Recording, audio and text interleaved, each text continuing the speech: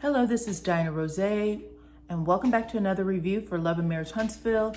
This is the season reunion part 1, and it was information packed, so I'm going to jump right into it.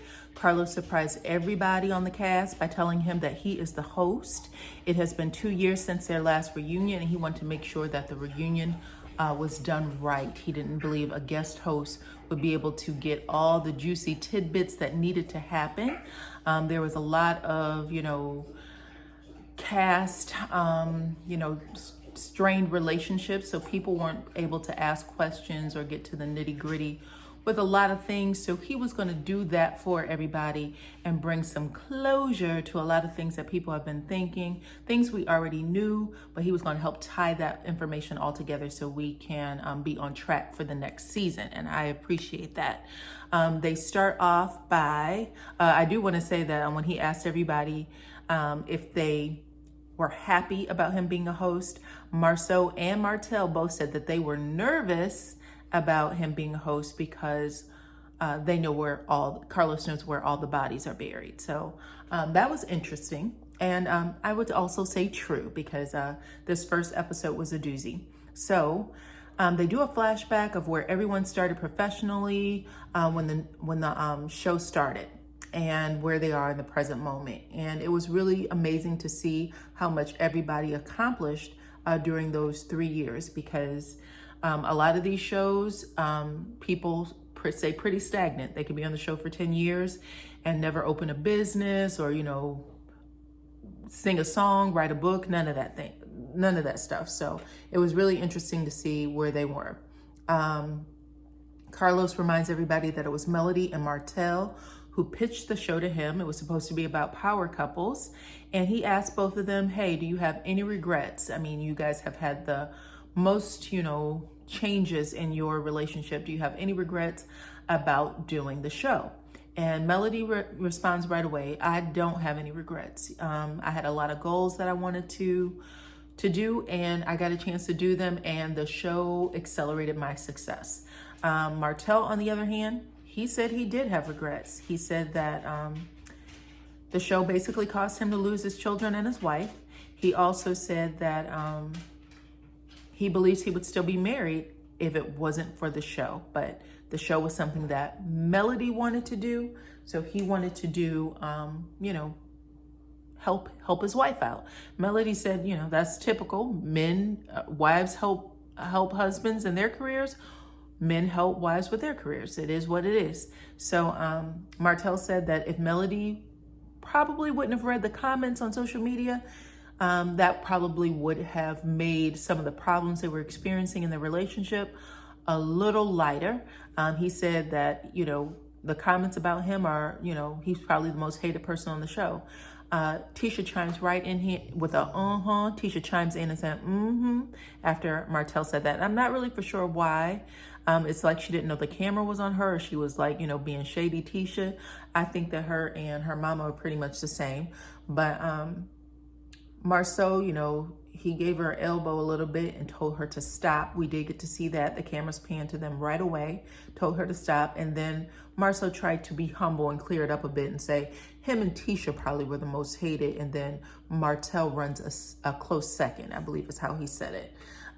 Carlos reminded Marceau that he wrote a scathing email to the producers when they found out there was a name change to the show to Love and Marriage Huntsville. Marceau said, I thought this was a show about construction, which I am good at.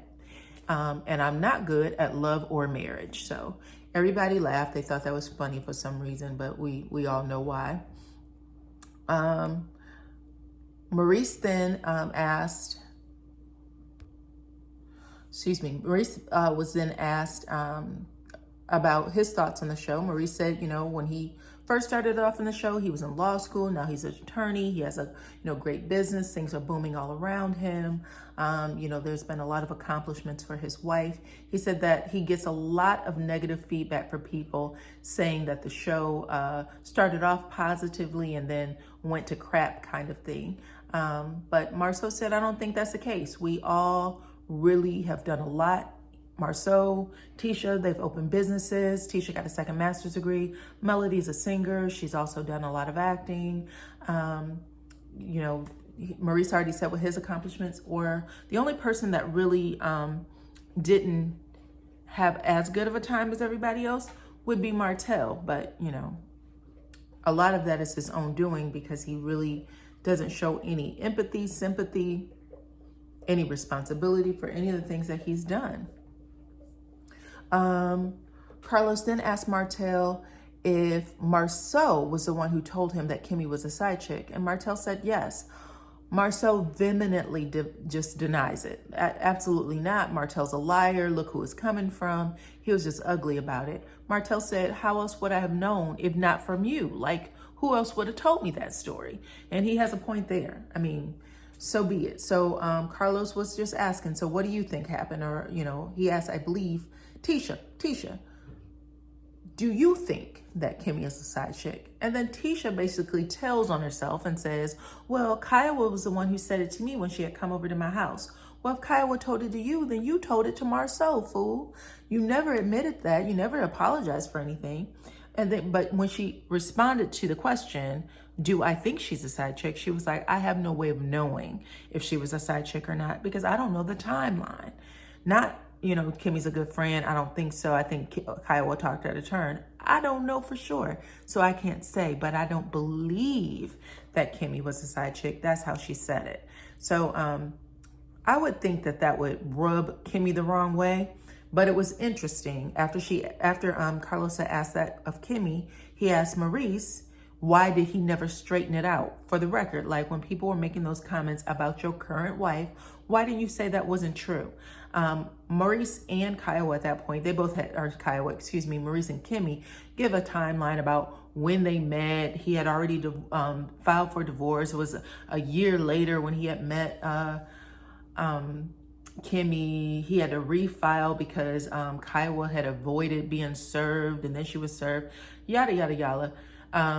Carlos was like, well, point blank, there's something in Kiowa's head that made her think that you two could have reconciled. So what happened? Were you sleeping with Kiowa during that time? Both Martell and Marceau like start smiling and smirking like they had other information that was true. Even though Marrige was like, absolutely not, like, I can show you the receipts for my U-Haul truck. Well, you can show the receipts for U-Haul truck all day. It doesn't mean that you weren't sleeping with her.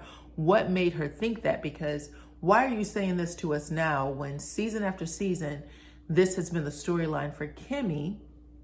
And even when Kimmy asked you to speak up for her, you refused, like you were afraid something else was going to be said. And now you're basically exposing Kiowa on this level. Kiowa brought herself on the show and she kind of appeared like she was this conservative, you know, upstanding woman who didn't like a certain kind of woman, specifically the Kimmy kind of woman who exposes too much in her bathing suits and things like that when she's, you know, on Facebook or whatever, she's calling her all kinds of names. Kimmy's like, I dress the way I dress don't mean that I'm this, that, or the other, but you never once said that wasn't the case. Now, after Carlos asked you on the show, you not only say that you, you know, had never done any of those things, but you also imply that you left Kiowa because Kiowa did something unforgivable. So I think it was 2 episodes ago when Kimmy had sat with a woman named Patricia, who was, I guess, their ex-sister-in-law, about Marrige staying with her after he broke up with Kiowa. She made it the point of, well, Marrige was tired of other people using his toothbrush. So that was a strong suggestion that Kiowa was in the streets. And even though Marrige did not say that was what it was, he refused to say that she was sleeping around. He did say she did something unforgivable. So we'll leave it with that. Then what happened next? Kimmy decides that she was going to make it a point of letting Marceau, Martell, and Melody know that she never found their comments or any of their jokes about her being a side chick funny. She thought that it was, you know, a defamation of her character. And even though she's talked to all of them about it, she wished that they would have never addressed those comments in that way. who she never spoke to on that show was Tisha, who basically admitted that the rumor started in her home and it passed through her ears and clearly out of her mouth in order for it to get to us. So interesting enough, Kimmy is really treading lightly around Tisha right now. Carlos asked, from that point, we go right to Melody and Martell. They show a flashback of their relationship throughout the different seasons. And it goes from everything from them, being a happy family, to them discussing the affair, to them making the threat of divorce, to them working it out, having a fourth baby, and then finding out that Martell had another baby by another woman. So while that was filming, they were showing Martell in a little side TV box, and he was making faces and saying, y'all really dirty for playing this. And he does not like that he was not the man he showed himself to be, or wanted everyone to believe that he was. So it's interesting how embarrassed and he just hasn't come to terms with any of that stuff that played out. So basically, Carlos said, we watched you guys try to save your marriage. A lot of people wanted Melody to leave. We all was praying that you would resolve it. How do you feel watching that, that flashback? Melody said that, and she actually thought of her answer. She thought it out very carefully. And she was like, what we saw was very real moments. But the most beautiful thing about all of those clips was my daughter being born. For some reason, Marceau is staring at Melody so intensely. I don't know if he was like waiting for her to break down because everybody kept saying they was going to get back together, or if he, I don't know, wanted to know like the rest of us what was going to happen because he was just kind of captivated. But he literally was like staring a hole into her when she was talking, explaining her side. Melody also said that the rest of what happened in there was all BS. She said that Martell is a walking contradiction, that a lot of what she deals with now is the fact that Martell used to make it seem like he had everything together, and she put all of her trust and faith in that. And then, out of nowhere, she was blindsided. It was an absolute 360. So, she felt gaslighted without saying gaslighting. She just basically was like, he just pretended to have it all together, and he didn't. I found out that Martell was cheating in 2017 before the show even came to the network, before they even, made it a show. She was like, that's when I first found out. I was sitting at my table in the kitchen, and his phone kept ringing, and it was showing up blocked. Finally, she answers it. Someone says, put Martell on the phone. She's like, who is this? She was like, I didn't call for you. This is Martell's phone. Put him on the phone. And she was like, oh my God, what is happening? She was like, Martell, the phone is for you. She said, Martell wouldn't come to the phone for nothing. He knew who it was. He let Melody answer his phone, and that's how the shenanigans began. She said that was the first time she had found out that she was being cheated on, that Martell was having an affair. Martell, on the other hand, he was just kind of quiet. Carlos then asked, well, tell us what broke the camel's back. What was the straw that broke the camel's back? Because when we left the previous season, you guys were clearly committed to staying together. Melody said, that's true. And at the very beginning, it was great. I had that baby, and we were a family. We were playing games, eating dinner together, making milkshakes, whatever families do, we were doing it. We had this new baby in our lives. It was wonderful. Melody said that after giving birth, she said, it is very normal for her. She did it with all of her other children. They have 4, to stay in the house for 6 to 8 weeks. And that's to keep the baby out of harm's way with germs and other things. She said that is how she and her husband practice safety for their baby. But in the middle of a pandemic where people are, it's, sheer pandemonium, everybody's supposed to shelter in place, her husband wasn't able to stay in the house for 6 to 8 weeks. He was tipping out of the house every day and leaving for hours at a time. And she was like, I had no idea what was going on. she said, but when he was coming home, he was basically saying things to me like, you're going to have to get used to me cheating, kind of mess. So you're in a pandemic. There's no reason for you to be outside. She said that all of their businesses, all of their companies, all of their clients basically shut down, just like the rest of the world. But Martell's leaving for hours. She then said that he told her, why don't you talk to some other women about their relationships and people cheating? And she said, why don't you talk to some other men, some older men? And he said that he had. And she said, what did they tell you? And he said, they told him to never cheat with anyone who doesn't have anything to lose and to make them sign a contract. And Melody said it was in that moment that she knew her marriage was over. She was like, I am here with a baby. This man is telling me basically that I'm gonna have to suck it up because he's gonna cheat with whomever this person is. And she said I made a decision to file the next day. And I was like, well, that makes sense to me. I know a lot of people have been saying they thought that Melody and Martell would be back together. I agree with Melody. Melody had already did the legwork when she found out she was pregnant. She had went to a lawyer. She had met with her accountants. She knew all the stuff that she needed to do. She had that stuff ready to go. And when that man was out the door, leaving her for hours at a time with a baby, she was looking at her life and saying, do I want to continue with this? And the answer was no. So she pulled the trigger. And, you know, I don't necessarily disagree with her. Martell, Carlos actually reminds Martell, like, so could you tell us what was going through your mind at this time? Because at this moment we were getting numbers all over the place, 680,000 people dead. You know, everybody's, afraid to leave the house. Why were you leaving the house? Martell said he was going to the gym. He was like, all the gyms were closed. Martell says, not my gym. So that was disgusting, okay? So Marrige and Marceau are cracking up like this is the best joke they ever heard. And again, I'm like, how are y'all friends? Because this should be like weird to hear him say this to y'all, and y'all laughing is making him feel like he's not able to really let what he's saying sink in. Even I remember Tisha and Kimmy saying that they thought they'd be back together. Melody never told them her story, and I don't think she should have, because I don't think they would have understood it the same, because they have so much empathy for Martell. They have so much like sympathy for him. Like, oh, he's hurting. He's this. Nobody really saw her hurting in the same way, because she's the worker bee. She's always getting things done.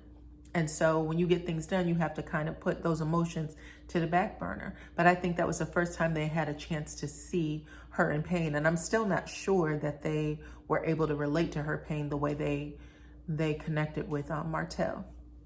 And I'm gonna say this other thing too. Martell made this comment, well, the older men gave me advice to only mess with people that has just as much to lose as I do, and make them sign a contract. The things we know for sure is that your mistress didn't have half of the things to lose, not even half of the things that you lost. She didn't have them. So you already screwed up if you were listening to the advice of the old people. Nor did you have any type of contract telling her not to. And how do we know this? Because when you sat up there and called that woman a peasant, she made sure she did what she was going to do, which is have a baby so that you can look like the fool, you and Melody specifically.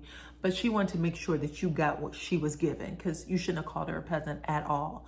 Also, I know she is shopping her story around to other networks now so that she, can tell her side of things, which nobody wants to hear, okay? I think that's really weird, but so be it. From there, Melody shares a story about the first time, Carlos then asked Martell why he thought that Marceau slept with Melody. And when he asked that question, Tisha looked like she was about to jump out of her seat, but Melody was like, it never happened. Martell ended up saying, it wasn't that I thought he slept with her. It was that she was in a very emotional and vulnerable place, and he asked to take her out for drinks. and he thought that that was disrespectful. Whatever man code he's saying should have applied here, that Marceau broke. Marceau said he got a call from Melody's mama, who said, "Can you please check on Melody? Something's going on at the house, that it's pretty bad," and she wanted to make sure that Melody was okay. Marceau said, "I attempted to call Martell first. Martell wasn't picking up. I called Melody. I asked her where she was because I wanted her to remove herself from the house. She said she was at Chick-fil-A. He went to Chick-fil-A to check on Melody." And this could also be the reason why Tisha feels so, we see Tisha feel uncomfortable as well when there's any conversation about Melody. When Tisha's mom made that comment, he gave Melody a bottle of champagne or whatever, and they was trying to imply there was something going on. That's probably the going on, because, you know, it just made her feel a little uncomfortable that her man was, I guess, helping, consoling Melody for the most part. Melody, at that point, she was like, "Listen, you know, everything is true except for Martell has never, ever looked at me out of any kind of way, touched me any kind of way, made me feel any kind of way, hit up on me, none of those things. We were all genuinely a friend group. When that thing went down with the phone conversation in 2017, I spoke to my mama. My mama reached out to my friends. She called Marceau and Tisha, told them what's going on. Please catch up with Melody. He called me. He was like, calm down. It'll be okay. I know y'all can work through this," that type of thing. Asked her where she was because he wanted to make sure she was okay. When he got there, was at a Chick-fil-A. They talked for a little while. He said, and Melody said, he said, "Do you want to go somewhere and just wind down, get some drinks or whatever?" Melody told him no, and they went about their merry way. Carlos said, "If y'all were all this tight-knit group of friends, what is it about Marceau that made you think this was anything other than a friend helping a friend or consoling a friend?" And Martell didn't have an answer other than, that's just my code. I don't think it should happen. Melody said, "It's your code because that's something you would do. If you was in that situation, you would be doing something ugly." So he didn't like that too much, but it is what it is. Martell then says that, you know, Melody actually also cheated in their relationship. And he basically said that she had committed an act on a gentleman after she had left. Or he didn't even say after she had left. He said during their relationship, during their marriage. Melody said, "I had left the house in December of 2017 with no intention." Whenever the incident happened, it was in March. By the time it rolled around to, I think she said October, November, she found out that he had not ended it, that they were still in it. And in December, she had made a decision to leave. She had gotten herself an apartment, and she said, "I was done with no intention of ever coming back." In January, she had gotten into a relationship with somebody. It sounded like a slow-moving relationship, except he did her a little favor. She says she don't recall returning that favor, that it was a one-sided favor, but she shared that information with Martell, who's been holding on to it. So much so, he taped the conversation from 2017 and still had it on his phone. And that is also, like, when he said that, everybody kind of dropped their heads in their hands, like, did you ever want this relationship to work out? Why were you holding on to that?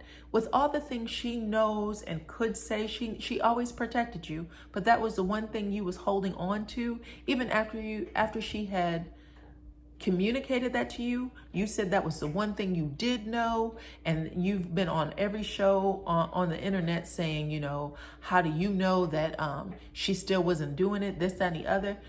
If you was using that one bit of information as a pass for you to continue what you were doing, that still makes you look like a fool. You get that, right? But I'm sure he doesn't.